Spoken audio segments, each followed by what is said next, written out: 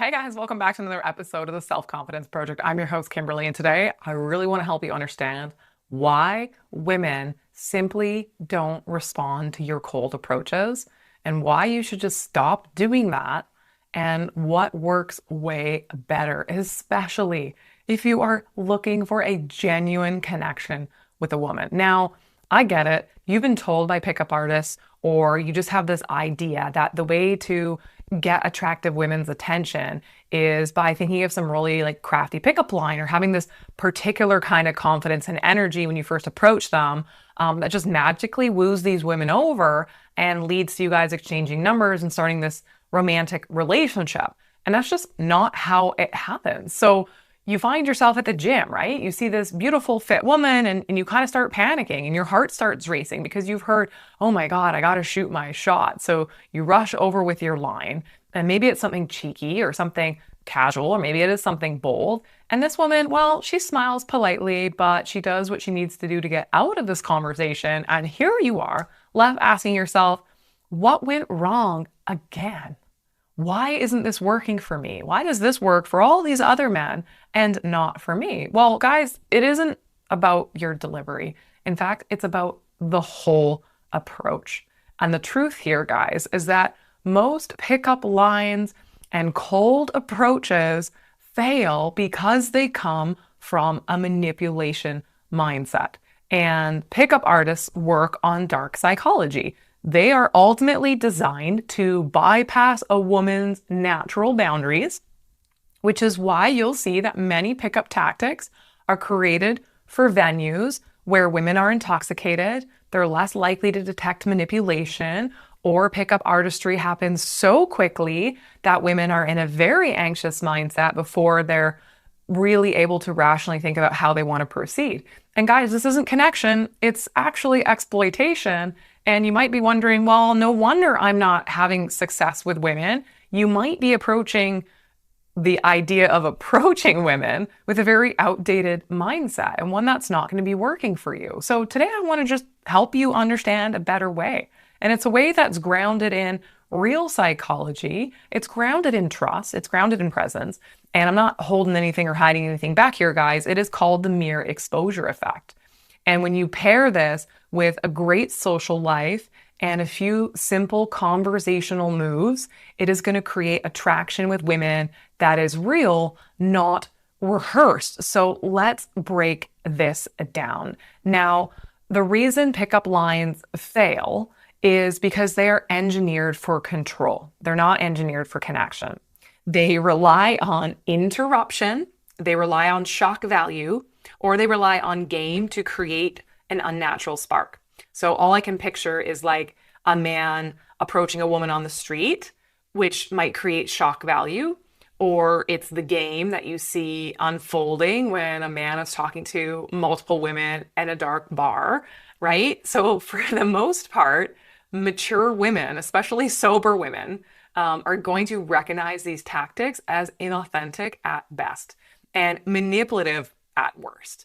And worse, many pickup strategies are used, again, in environments where women are more vulnerable, bars, clubs, high noise settings. And this isn't chemistry, guys. This is opportunism. So here's what a lot of men are missing, especially if you're a man who really is genuinely looking for a long-term loving relationship. What you might be missing is that if you're only approaching women from this place of, I need to perform perfectly in the beginning, and you don't have a solid, healthy social life, then your energy is going to come off as very needy because you're going to see a woman, you're going to think, I need this connection to work. You're going to try and figure out what you need to do or how you need to behave in order to get that connection.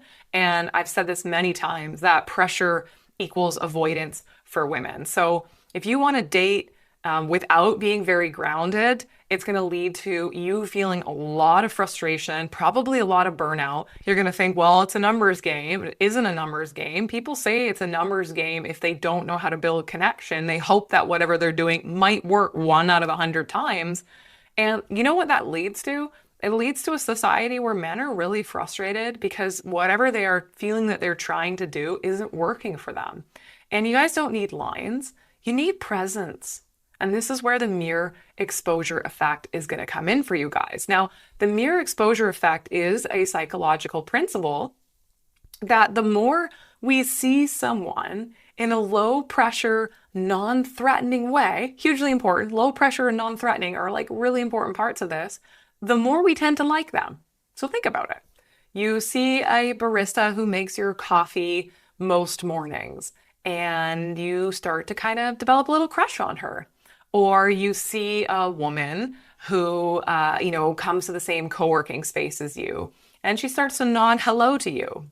Or you notice on your Sunday morning yogas or your spin class that you go to or the bookshop you go to or the wherever you might go, you start to see a familiar face. And what you notice is that over time you become more than just a stranger to them. You become part of the environment or her environment. And what happens is little layers of trust are beginning to form naturally. So now, this isn't about waiting around at these venues. That is inherently creepy, right? You don't want to be creepy. So it's about creating a life where social connection is a simple byproduct of your presence, not a desperate pursuit. Very different, guys. If you're going to places to just hang around and wait for women to show up, that energy does not work. But if you're going to the gym or you're going to the coffee shop because that's what you love to do, or you're hanging out at the dog park because that's what you love to do, then connection becomes a byproduct of your presence in the world, not a desperate pursuit. So for women who are emotionally intelligent, attraction always begins with safety. So with a cold approach, especially with some kind of flashy line, for most women, this triggers a defense mechanism. She's thinking, who the heck is this guy? What does this guy want from me? Pressure equals avoidance. I said it many times. I say it in my free masterclass you can go check out. Or this woman's going, why now? Why is he talking to me now? What does he want from me, right? So when you become a regular part of a woman's world, right? You're going to be saying, well, how do I know I'm going to see the same woman over and over again? I'll get to that, right?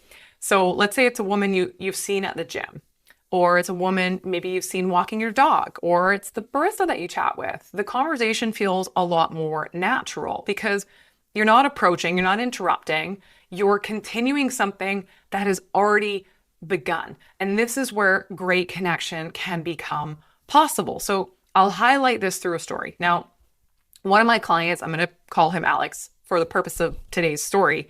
He used to go to, so he wasn't a big drinker, by the way, but he used to go to bars because that's what he thought he needed to do to meet women.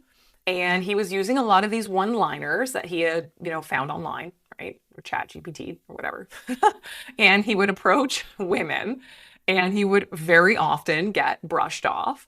And he would walk away thinking, what did I do wrong? Maybe I need to try something different next time. I continuously am getting rejected over and over again. And so when we started working together, I asked him, well, okay, ditch the bars. Because one, you don't like drinking. So you're not there because that's what you want to be doing. You're there to meet women, which immediately puts you in this, like, I'm hanging around for women category.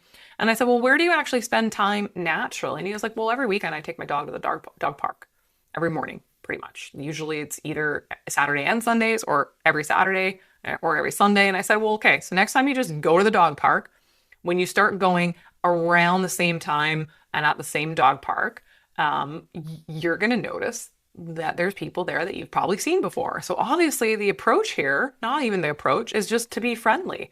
Let the dogs and their owners start warming up to you, right? So just be aware of who's around. And this isn't about, okay, the first time I go to the dog park and I see a pretty woman, I need to go approach her. No, just take it easy, right? Take it easy, Prince Charming. Let people warm up to you. So Alex was going because he would go all the time. And it was only 2 weeks later, he met Rachel. And he had seen Rachel before and they had nodded at each other before. And Rachel would always bring her golden retriever down to the dog park. And so they now had seen each other, I think it was only twice, right? It wasn't a whole lot.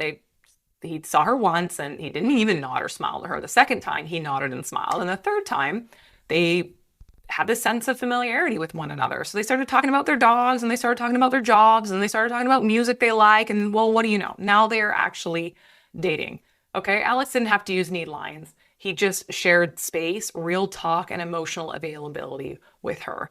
And here's where a lot of men start to overcomplicate the conversational piece. So you might be saying, okay, well, I don't see a lot of the same people over and over again. Well, sometimes we need to ask ourselves, well, how do we spend our time? Because if you work from home and you work with a personal trainer and you're in a separate room from people and you order your groceries, then that's not going to cut it, right? Because if you want to make genuine connections with women that are out in the real world, you yourself have to naturally engage with the real world. So all of this, guys, the mirror exposure effect works because you're an active part of your community. You need to be getting out there and doing things that you enjoy doing for the mirror exposure effect to even work, right? You can't meet an attractive, beautiful woman when you spend 90% of your time locked up at home. Okay. So when you start engaging with your social world and your social life, and you're out there at the gym or the library or the coffee shop or a course you signed up for, or tennis games you're playing, or pickleball drop-ins that you want to do, or you're out golfing, it doesn't matter. You're going to start seeing some of the same people. Naturally, this happens. Okay. And then when conversations do naturally occur because you've seen someone a few times and the trust and comfort has built, you don't need to then revert back to using a clever line to have an interaction and get a number. Sometimes it's just about having a nice general reason to stay in touch with somebody, not to put this pressure on yourself that this first conversation you're having with somebody has to go so perfectly that it leads to an indication of a romantic phone number exchange. It's a lot of pressure. Natural conversations, ones that don't have this predetermined outcome of romantic interest, lead to conversations like, oh yeah, I'm going to send you that article I mentioned. Or you know what, I really love if we've swapped numbers. I want to get the name of that amazing bar you recommended. Or you know what, I would love to actually meet up again with you next week. Would you want to meet here at the same time? These are really simple. These are really honest. These are really casual. When you're having a natural, casual conversation with somebody and you find out you have things in interest, or you're talking about recommendations, or you're at the golf course and they recommend a coach that they're working with and you want to grab the number, or they told you that they went to this great restaurant and you want the recommendation of the place. These are just natural conversations that lead to a natural exchange of information, trust, familiarity. Then romantic connection has a chance of developing from there. So there's a few things that you can keep in mind that can be part of these conversations because they fit the moment. And these things you can't rehearse. They have to happen naturally based on the conversation you're having. So you might say something like, you know what, you mentioned that great author of the book that you're reading. I'd love to get the name from you. Or, we have such a similar taste in music. You know what, I'd love to share that playlist I created with you. Let's exchange info. Or, you know what, I'd love to continue this conversation time. I got to get back to my class, my workout, my coffee, my job, my anything that I need to just do so you're not lingering around. But I'd love to grab your number. You're so easy to talk to. And again, this isn't about collecting as many numbers as possible. It's about continuing connection, guys. And before you try to date a woman that you've only seen once or twice, you have to ask yourself, do I have a life that is worth inviting somebody into? And you also have to ask yourself, other than this woman's physical attractiveness, what is it that I know about her that gives me any indication she's a woman that I would even want to date?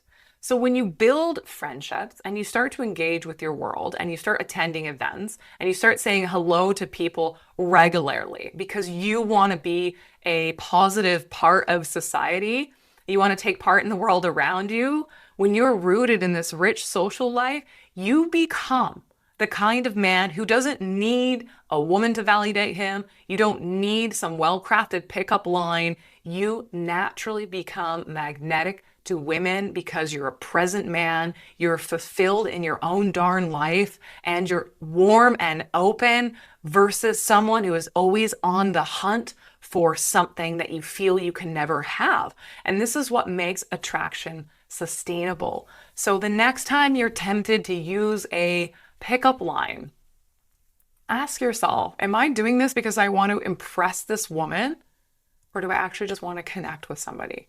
Because the strongest attraction will always come from warmth. It comes from repetition. It comes from presence. It never comes from performance. So if you want to continue learning about how to create natural, healthy, genuine chemistry with women that ultimately is just going to make you feel more satisfied and happy in your everyday life, and maybe even you're introverted, right? Or you're dating again after a long break or a divorce, then I welcome you to book a complimentary call with me. We can get to know one another, see if coaching is the right fit for you. If not, that's totally fine. We can leave you with some other resources that could be really helpful for you. And guys, if this resonates, or maybe you've watched this video and you just feel like you can take a deep breath,